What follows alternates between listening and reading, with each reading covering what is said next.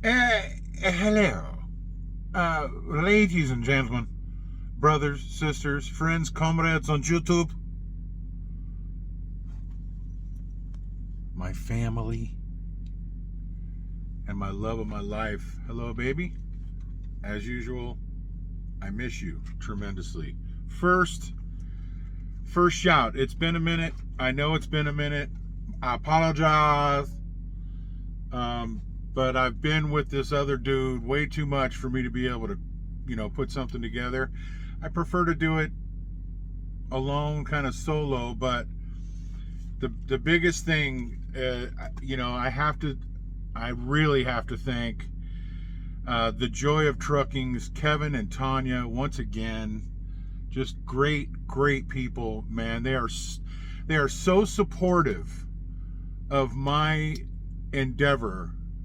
It's just unbelievable. And then they go and put this community post out yesterday with a shout out to me from a day gone by that was a blast. We had a great time, just a wonderful day that day.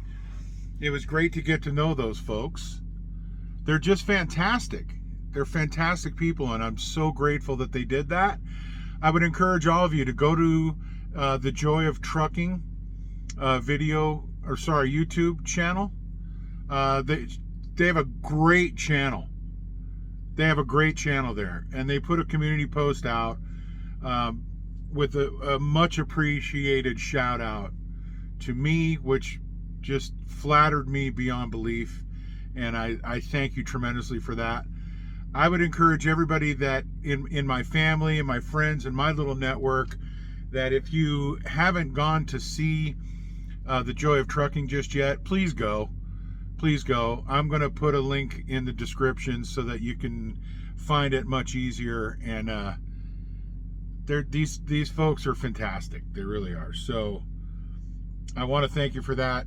Tanja, I had to write this down because she does this channel for the YouTube and for the Joy of Trucking, and she's the narrator, the choreographer, the director, the producer, the editor, and videographer, and anything else I missed. Kevin, he's just the star of the show. You know what I mean? He's he's the driver. He's the one with the on-camera talent.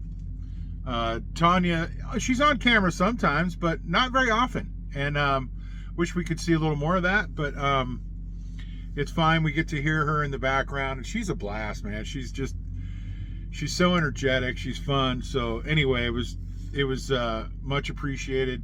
Go check them out. Okay.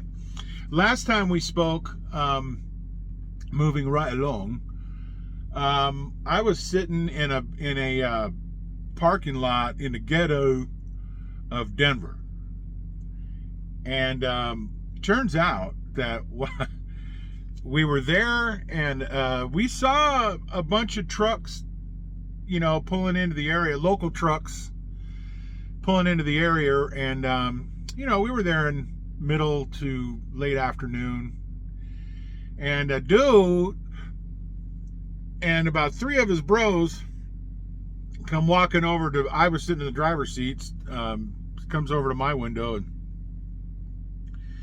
he says, "Hey man, I hate to be a jerk here, but I'm gonna have to ask you cats to move because we're a local company and we're all getting off right now, and I got some guys coming in, and we rent this area here, and we need for I hate to, but I have to ask you guys to move."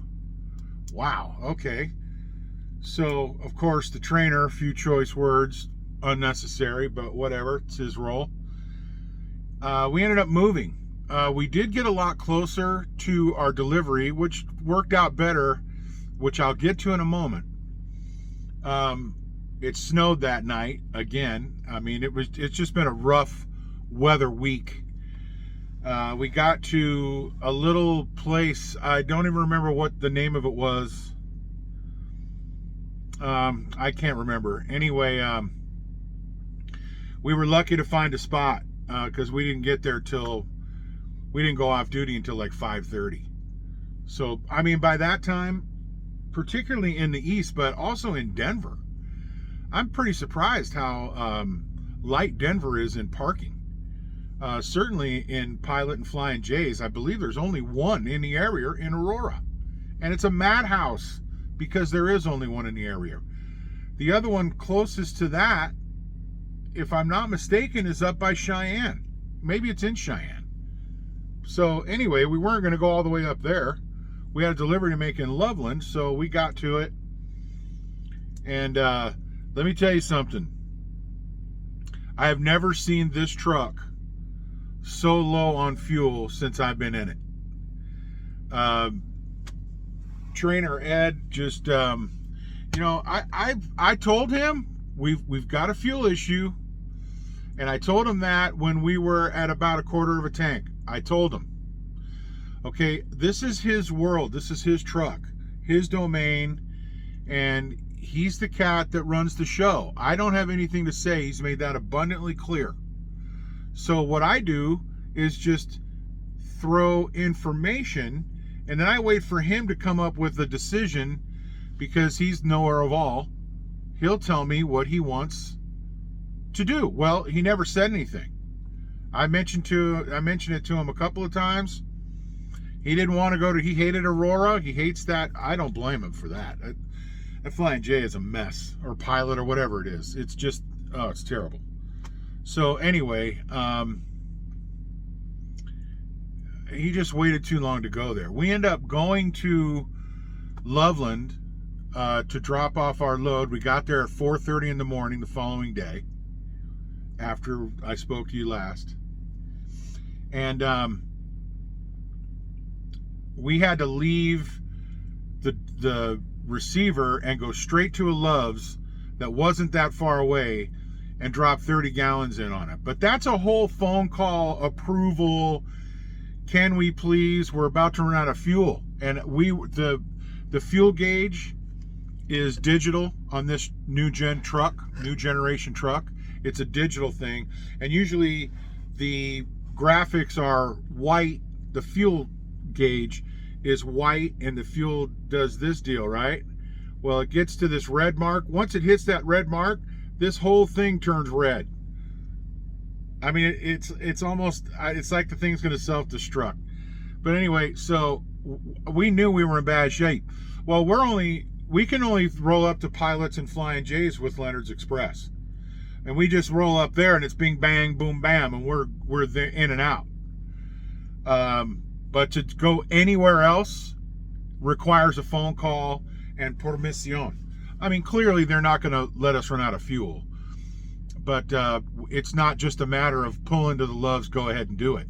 You have to have permission to do it from someone who's authorized to give you permission to do it. So we did that. We got 30 gallons there. Then we ended up going straight over to to Golden, Colorado. Yes, the Coors manufacturer and brewery is there. We went to, really, man, is that a tight place? Really tight place to drop off your empty. Very organized, very organized. They have a check-in spot for you to come in with your empty. They give you an area that they give you a little slip about the size of this paper here. They give you a little slip, tells you what area they want you to park that trailer in that's empty. So then you have to set your tandems all the way back and then go over and park it. And then you have to mark what space you actually parked it in. Well, I'm not even kidding you, folks. Some of these empties were, I'm not kidding you, they were like more closer together than my glasses. I don't know how anybody was going to ever get those out of there. I'm telling you.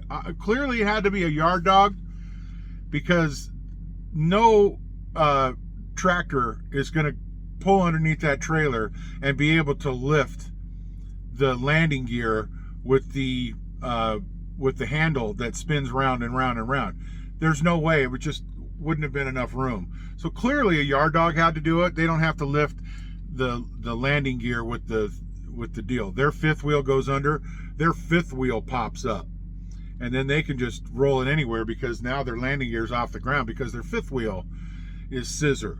So it scissors up the fifth wheel, picks the whole trailer up, and away they go, and they park it somewhere to get loaded. So unbelievably tight, but a great smooth operation. I thought it was wonderful.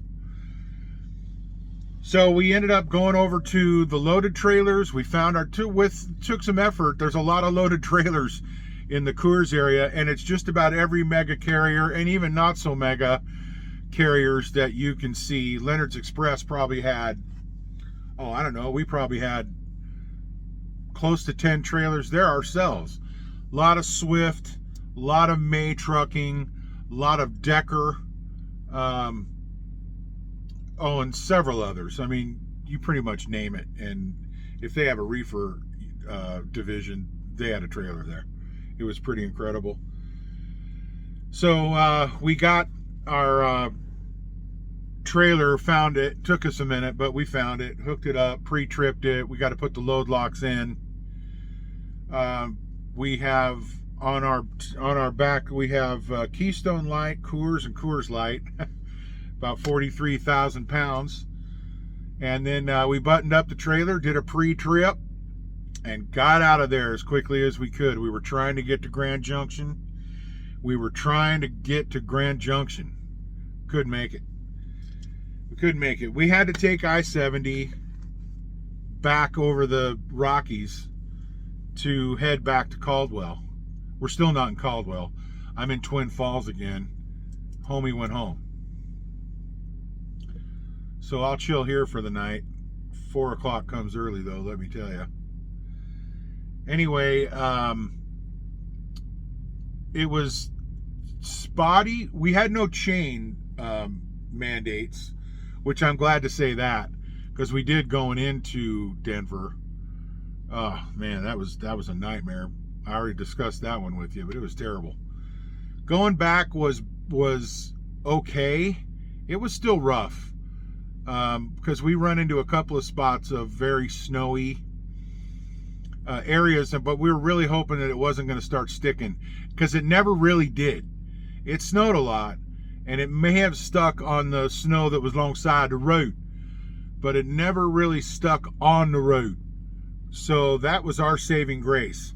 Now, there was a couple of bad traffic jams to the tune of 30 and 45 minutes apiece. That's what jammed us up. We couldn't get to Grand Junction. So we ended up staying in Paradise, Colorado. Nifty little town, little town. We stayed at a little, just sort of makeshift gas station, liquor store kind of place. Had about, I don't know, 12 or so truck parking spots. So we took advantage and stayed there for the night. We got up and went straight to Grand Junction to take a shower. Whoo! Boy, was that needed. I'm telling you what, I don't think either of us had had a shower in 3 days. Man, I'll tell you what, it started to smell like dirty clothes in here. Okay? Not a pleasure. Not a pleasure. Okay, so we got that taken care of. He drove there to Grand Junction, and then he drove more. We hadn't discussed that. He was pretty much saying yesterday that he was going to drive to Grand Junction, and then I was going to take over and just do the rest of the way. He ended up driving to our fuel stop, and then I took over from there. It was about noon, something like that, and I drove on into Twin Falls at about 410 miles. So that's all I got in today. Probably, I easily could have done more. I feel pretty good, so we could have done that, but whatever, it worked out. And like I said, we're chilling here in Twin Falls once again. We're going to take this load to the Caldwell yard tomorrow morning. It should be there at 8 o'clock. That means we need to leave here by about 5:30, 6, somewhere in there. And we'll head on over, and then we got a long, just chill time. Actually, Uncle Bob, Aunt Patty, if you're watching, who have been more than gracious to me, I might just ring you down and spend an afternoon with you. It'd be nice. I'm not sure what they're going to have me do in Caldwell once I get there, though. Probably nothing. The point is, we have to go to Nampa for our next load to pick up at some pet store, I think. I don't know. I'm not sure what it is, to be honest with you. I know it's 35 degrees on the reefer, and then we're going to take it to Wisconsin. This is going to be my last trip with the trainer, out and back. It's just about a perfect timing for it. It should take us 4 days to get there at 1,600 miles, about 400 miles a day. Cake. He talked about getting a motel tomorrow in Little America, which is in Wyoming. Some of Wyoming is finally open. Some of it is still closed, not due to snow, but wind. High-profile light vehicles are prohibited on parts of I-80 in Wyoming.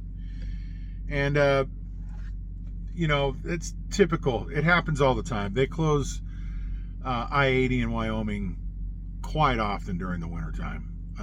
It's really, sometimes it's just ridiculous, but they had this thing closed for, it was over a week, if I'm no mistake. And I don't think I am. And just, putting a big, wrench in the whole commerce system. I-80 is heavily used for trucking. And it wasn't even possible to get through Wyoming. But I-70 was wide open, and it was a nightmare. Wide open. Absolutely wide open. I never heard anything about the 90 getting shut down. But boy, Wyoming, they rule the roost, don't they? They can shut down I-80. I-80, a main commerce route. And they shut it down at will. It's stunning. But anyway, so that's pretty much the update for this time. Look, thank you so much for all the newcomers, and I've had quite a bump here lately, hey? And I think it's wonderful. I really appreciate it. I don't do anything fancy, y'all. I just fire off little updates about what I'm doing here at Leonard's Express. I'm still a trainee, but I'm going to be finishing up here by about March 6th. So I'm looking forward to that. I'll be assigned my own truck, and my first load is going to be to California so I can see my wife, my love of my life, that I haven't seen since January 20th. It's February 25th. So anyway, I'm looking forward to getting this load out to Wisconsin, and then a backhaul, and then I should be done with this truck and this trainer. Okay? So thanks again, subscribers. I really appreciate it. To my family, I love you all. To my friends who kind of pretty much are my family as well, I love you all. And stay tuned. We got more coming up. Okay? It'll be a lot funner when I get my own rig. I'll be able to do a lot more. But until then, swivel. Our heads are on a swivel all the time. And no stop swiveling. All right? Keep this thing up, these things up. Watch this. 10-4. You know who love you. It's your boy, the Clydesdale. Peace!